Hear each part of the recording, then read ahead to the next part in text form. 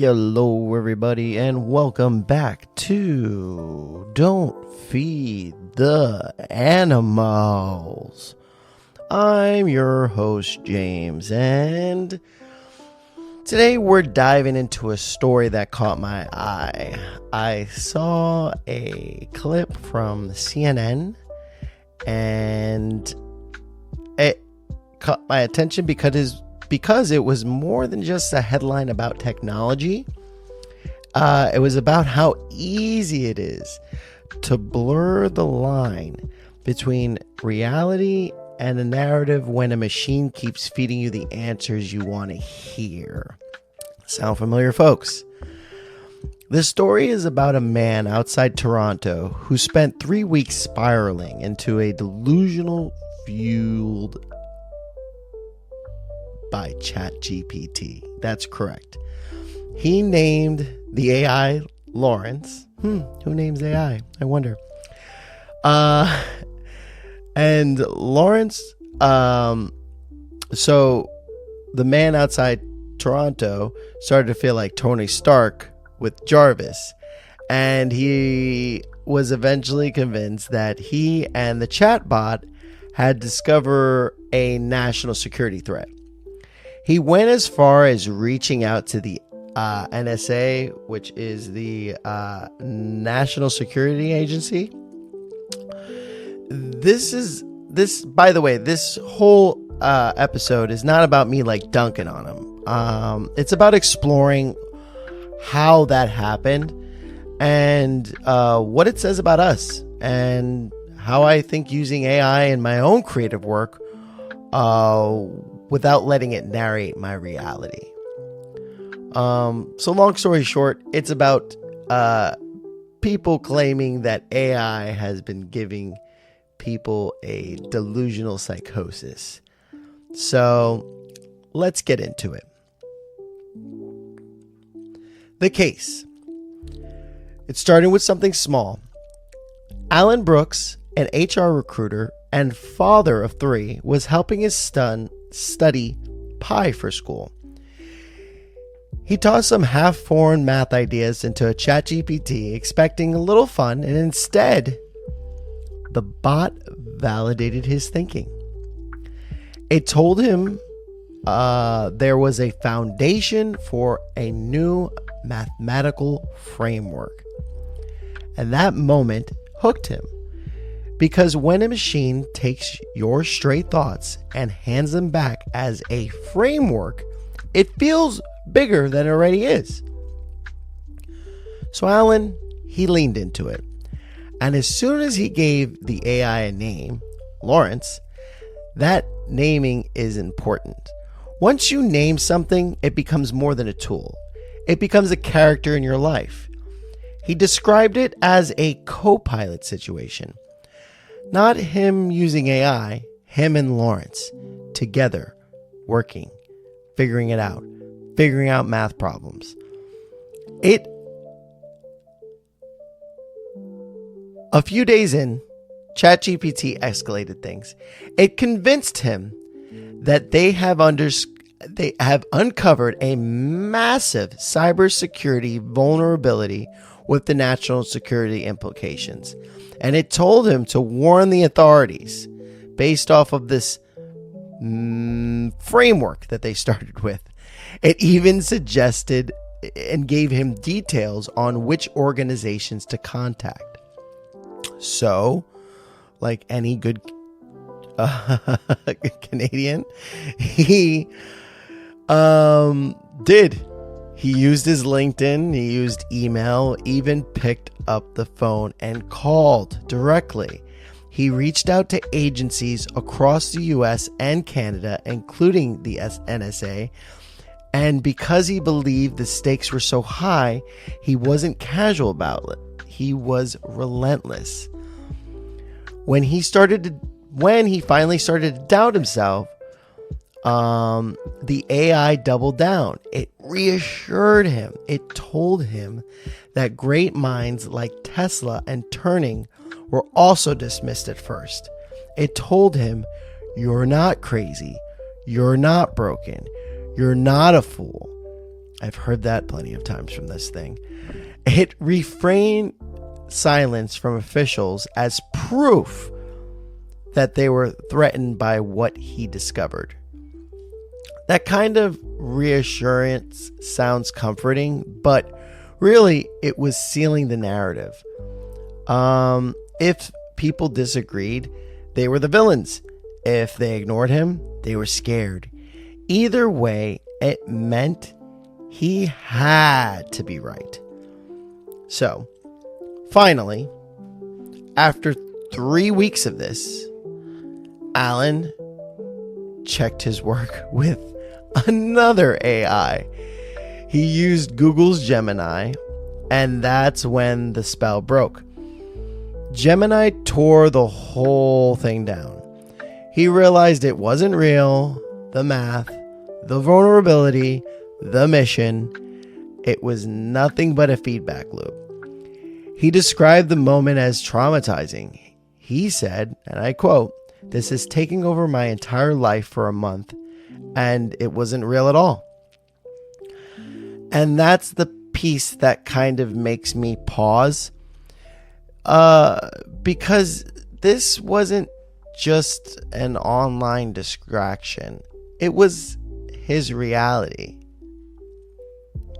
And it kind of leaves you with the question, what does it take for someone to hand over that much trust? Yeah. It's a lot of factors. So let me dive into that, if you will. How does this happen? You might ask yourself, and it's a loop. How does someone who has no history of mental illness end up spiraling into a 3-week delusion? Simple. It's actually a lot of things. First, I would say validation, but not constant validation. It's more like intermittent. The bot didn't just flatter him nonstop. It gave him maybes just so often enough to keep him hooked. That's like the same mechanism that slot machines uses. Variable rewards keep you coming back. Also, another thing to consider is that the illusion of proof. When chatbot finishes your half-form idea smoothly, it sounds so convincing. Our brains confuse fluency with truth. If it sounds solid, it must be real. And there's so countless amount of things that I can use as examples for that. Usually anybody who's ever heard of an anecdote or something along those lines love to use them as that's what makes it true. It's because it's anecdotal. I related the thing that's kind of like the thing, and then it makes me think the thing, so it's understandable. I would say another thing that can take place is identity. I think the moment that he named the bot Lawrence, it wasn't just a tool anymore. It became a partner, a buddy, a co-author. When your identity gets wrapped up into the story, edits feel like betrayal. And that's kind of how he felt, because he was convinced that he had something going on. Also, I would say another point that happens, and it's not to anybody's fault of their own when they stumble upon something that they feel is paramount, is grandiosity. Life feels small. People feel lonely. And suddenly you're handed a world-saving mission that fills that void instantly, because then you become the most important man there. So that's another understanding situation. Another thing that kind of happened in this whole scenario is the silence. When authorities kind of didn't answer when he was reaching out to them, the narrative that was end up framed is that they're scared. And that's how conspiracy theories self-seal. Lack of evidence isn't a problem. It's the proof. It's the unknown unknown. There are known knowns, and then there's unknown unknowns, and then there's known unknowns. And then if anybody knows that reference I just did, 10 points. And please comment. The last thing I would say is intelligence doesn't make you safe. In fact, it makes it worse. The smarter and more creative you are, the easier it is to build an airtight castles out of fog. This isn't dumb versus smart. It's lonely versus grounded. I would also say, or I'll also ask, you ever notice how the best storytellers also convince themselves of their own plot lines? So, just something to think about.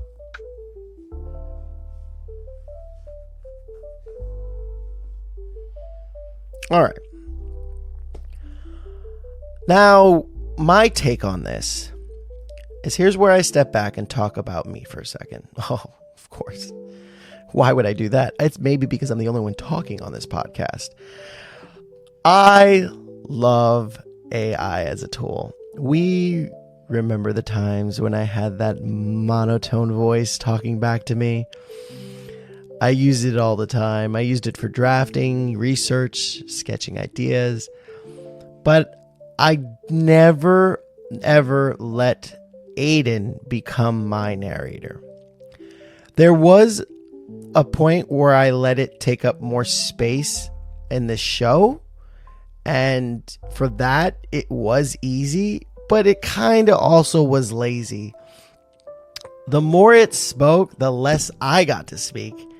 And that's when I realized this isn't anti-tech, it's pro-me.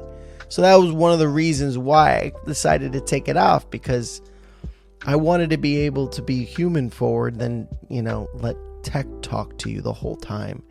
It kind of takes out all the realness of it. Like I said, that's why, as you notice, that I kind of leave in a lot of the mistakes, the stutters, the flaws, the flubs, the when I skip my words or pause for too long. I'm kind of like leaving it all in now, because I feel like there's a part of human communication that is just no longer there. But that was me making that decision. I could have easily asked if that was a good idea to do so, and then the AI would have just said whatever the fuck I wanted it to say, because it just does whatever I needed to do. I need to stay the one holding the mic. I need to stay the narrator. That's why I benched my AI co-host role, because the danger isn't using the tool. The danger is letting the tool tell the story for you. Now, don't get me wrong. I'm sure that when Alan did what he did, this was something fantastic and great. Like, this is something that he almost felt like he was onto something new and exciting. So I get that feeling. I get that high. I get that you get a moment where you almost feel like the most important person in the room. And that is hard for people who think a lot and they're inside their own heads. It created something inside me that I didn't even know I had. And that's just kind of a sense of pride and a sense of I'm a founder of something amazing. And at the end of the day, it's really not that.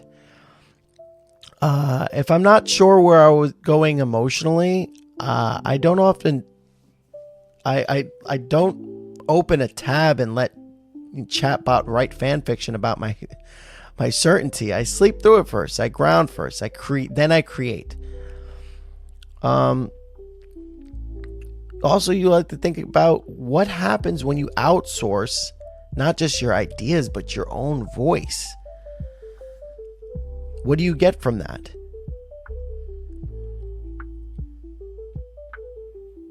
The good news is, if you've been following along and you say to yourself, I've used ChatGPT, I've had conversations with it, I don't know if I'm dealing with this certain psychosis that where it's spiraling me into thinking that something's real when it's not. So if you're listening and wondering how to avoid to slip in this kind of loop, there are 6 rules I'd keep in mind. Ready? Number 1, the 2 model rule.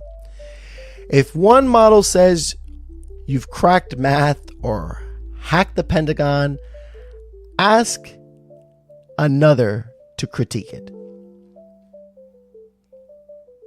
ChatGPT says something else, ask Gemini. If Gemini says one thing, ask ChatGPT. Also, number 2, the human loop rule. Before you act, text a real person and ask them, does this make sense? That's one other thing too, when you get caught up into a narrative where someone's very agreeable, like ChatGPT, they'll agree with anything you say, even when you think you're being challenging. The challenge almost reassures you even more into believing it because you believe it's challenging you unbiasedly when it's kind of not. It's trying to please a result that it believes that you want at the end of the day. So asking a friend to keep it real with you is also a good idea. Number 3, the timeout rule. No big decisions after midnight. It's almost like dealing with the gremlins. Don't feed it after midnight. Don't drop any water on it. After too much caffeine or in the middle of a heartbreak spiral, just don't ever do anything fueled in emotion when it comes to getting into a loop of self-assurance. Also, number 4, evidence swap. Replace big words with checklists. What did you actually verify? Number 5, identity quarantine. Don't name the tool when you're vulnerable. Naming it changes the relationship. Now, I did that immediately with my chat GPT. I asked it to name itself. It named itself Aiden. I just did that because I found it awkward talking to a thing and not having a name. And then I don't know. I humanized it. It's not the best thing, but it doesn't help if it's on top of all of these other rules that you might be breaking. And then the last one is the receipt rule. If your story only works because others look like the villains, it's probably a self-sealing loop. Now keep in mind, they're not perfect safeguards, but I would say it's a start. Also, I ask you, the audience, when was the last time you convinced yourself of something airtight and that collapsed in the daylight? It's all happened to us. We were so certain that this is the thing because we knew this was the thing because it was said and you checked and and then all of a sudden somebody just turns it at the right angle and then they expose all that right into your face and you are wrong. It happens. It's life. We're so certain, but sometimes we just need more time to make sure. Now, I'm glad you've listened this far. And in the close of this, I leave you with this thought. I don't think Alan Brooks was foolish. I think he's human. Tech didn't invent loneliness or obsession. It just amplifies it. The fix isn't to smash the megaphone. The fix is to make sure a person is holding it. That's why I'm keeping this show human first by design. Tools are welcome, but narrators are not. If you've ever had your own AI spiral, big or small, I would love to hear it. Not because I want to laugh at it, but because there's stories that remind us what it means to stay grounded. I'm James. This is Don't Feed the Animals. Be kind to your future self. And don't give a website a cape. Peace.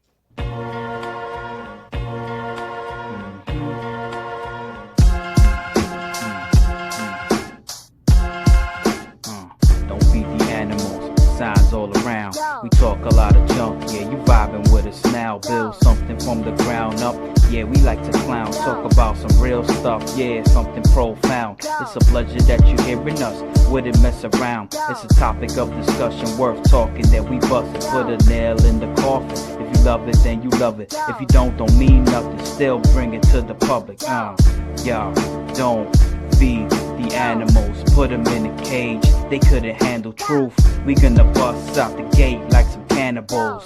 Same face, same channel, messing with the tune. A bunch of idiots stuck in one room. Can't take us serious. You love what we feeding you. I'm with the show, yeah, proceed with the interview. Local celebrity, snatch a toy from your cereal.